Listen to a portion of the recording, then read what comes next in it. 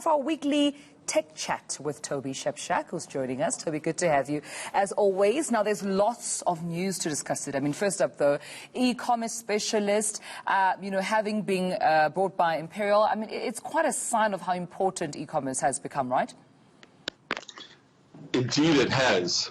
And what you can see is that a big company like Imperial is well aware of the fact that e-commerce is so important and the fulfillment. And I think, firstly, Parcelninja is a great South African company. The Drennan brothers, Justin Drennan, started a thing called I can't remember its name all of a sudden, but he used to import things from Amazon, and they realized that the strategic aspect of the delivery was missing. So they started this business, Parcelninja, to help other businesses do their e-commerce fulfillment. And I went to look at their factory a couple of years ago, and they're just a fantastic young bunch of South African entrepreneurs who've taken every chance they can with internet's businesses and how to make them better.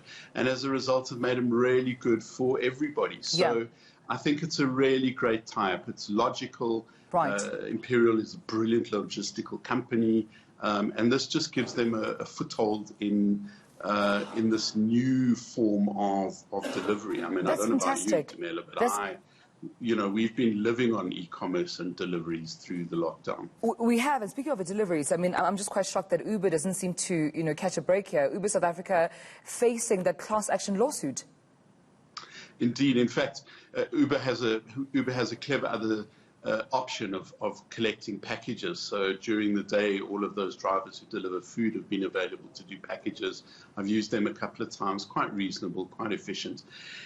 But there's a big thing brewing with Uber, and it's more like the drivers are finally catching a break. So in the UK, a bunch of drivers, not all the drivers, took them to court and were classified as employees. And this is what this class action suit in South Africa is about. A bunch of human rights lawyers are filing it on behalf of these drivers, saying that they should be employees and they should get the benefits of employees, like leave pay and holiday pay, that kind of thing. So I've been a critic for a long time of this idea of the gig economy. Very shortly, you work for a company, they give you the means of production, in this instance a car, they pay for the insurance, they fill up the petrol, they give you 3 weeks of leave, etc., etc. What the gig economy has done is taken all of those things that a company used to pay for and given them over to the poor person who they now call a partner. So this person has to own a car, pay the insurance, pay the petrol, plus do all the driving to make an income. And a lot of these people are underwater, and I don't think it's fair. I don't think it's a fair business model, and I really do think that we're going to start seeing a lot more of these kind of class action suits around the world. And I mean, especially in our country as well, Toby, if I could just jump in there, where our economy is just not conducive for this. Indeed, and I just think it's unfair. It's unfair.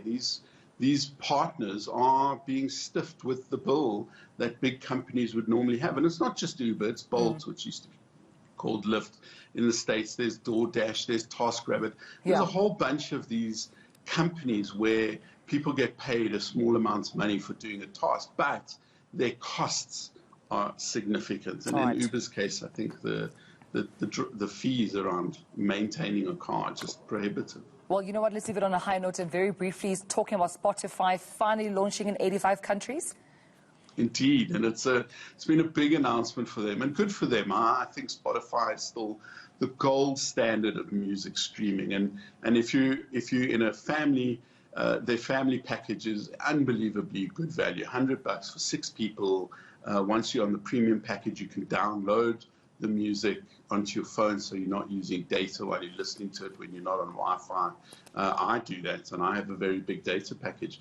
So I think it's a really great service, and I'm very pleased to see that it's rolling out to the rest of the country, the rest of the continent, which is significant because this is the new way you find and discover music. Spotify told me a wonderful story a year or two ago about how, based on reactions to people's songs, where they were downloaded, which cities preferred it. Right. This kind of data they could give to musicians, and musicians would change their performance schedule, so they go to cities where they know they've got lots of fans who come and listen to them. I think it's really helpful. I think this is one of those good moves by technology firms to extend the reach of good services like Spotify. Well, thanks, Toby, for giving us some of that good news. We surely needed it. That was tech expert Toby Shapshak.